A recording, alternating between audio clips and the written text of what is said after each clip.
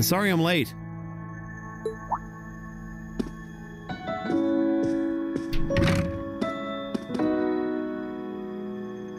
Not at all. You're right on time.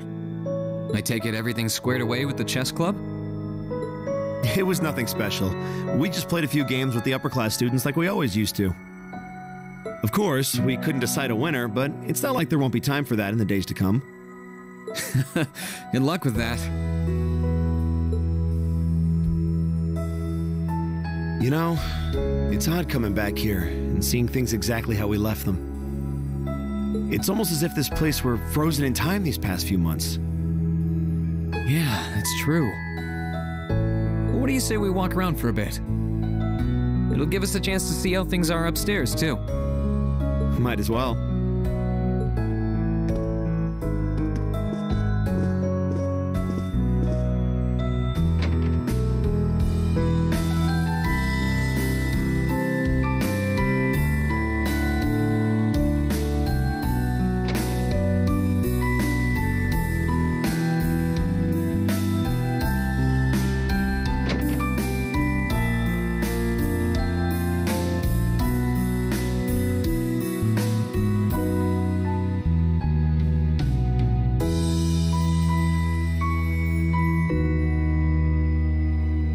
The same up here too. Can't say I'm terribly surprised.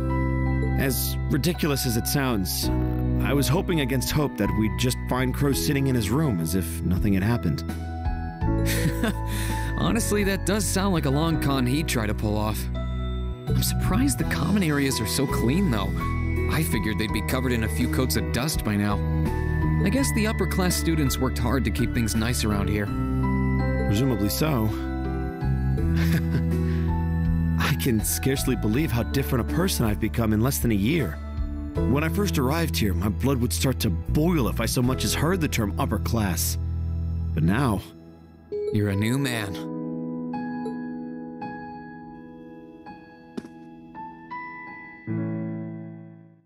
Honestly, when I think back to how I acted on our first day, even Milliam seems dignified in comparison. I came here with a firmly ingrained belief that nobles were the enemy, so that's the way I treated them.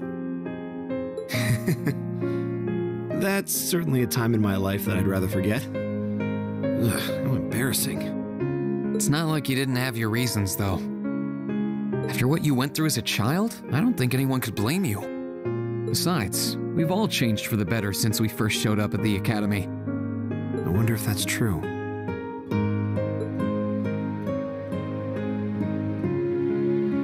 You're right about the reason, of course. I've hated nobles ever since the day they took my cousin from me. My time here helped me realize that not all nobles are so despicable, and that I was misplacing the blame for her death. That's something you and our other noble classmates taught me, and it makes sense to me on a logical level. Claiming that I've matured as a person feels somewhat empty, because I can't be sure I really have. How so? Having a logical understanding of something is one thing, but completely restructuring your beliefs around it is another. This war has proven that to me. I know as well as anybody that the nobility as a whole isn't the cause. But the nobles who are have taken so many lives. Well, I know, so the things I say and do might have changed, but inside, I'm the same hateful, immature child I was on the day we met. Still, that used to frustrate me, even make me resent myself. But not anymore. Why's that? Because I've accepted myself. My immaturity is still a part of who I am. I can't change that in a day, but I can keep trying. We're all immature in our own ways, but together as a class, we managed to make up for each other's flaws, making it the perfect environment for me to learn and grow.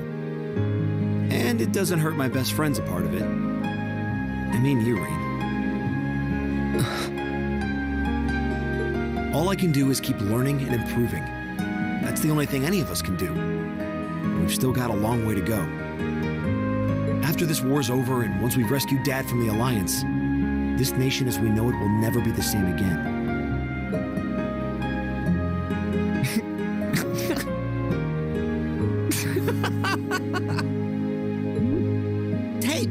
cut it out. Stop laughing, damn it. I'm in the middle of a serious impassioned speech here. Sorry, I can't help it. You know how sometimes something makes so much sense that you can't help but laugh? That's you in this ultra-serious speech. I beg your pardon? You've got no shortage of strengths, but the one that really stands out is your ability to face the whole world directly. Eustace might argue you're a little too direct, since you do occasionally run yourself straight into trouble. But that stems from the strength of your conviction. You stand by your beliefs, and you're willing to fight for them.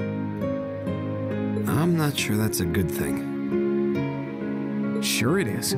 It's why you're able to tackle problems that others would rather avoid, even the most difficult ones. Like the class system. Most people would have just seen it as a fact of life, but you see it as a problem that needs uprooting. I have nothing but respect for that. You're serious in the truest sense of the word, so this speech just made me laugh. What? That wasn't the response I was hoping to elicit. And what's with all this heart-to-heart stuff all of a sudden? You should know by now that if you try to give me a serious speech, I'll give you one right back. And I'm not even done. I'm being completely honest when I say that as long as the two of us are together, we can build a brighter future for Erebonia. Throughout the war, so many have gotten injured, or worse, lost their lives. And I don't want it to be for nothing at all. I want a future where people can look back and say their losses weren't in vain. That's certainly ambitious, but I'm sure we will.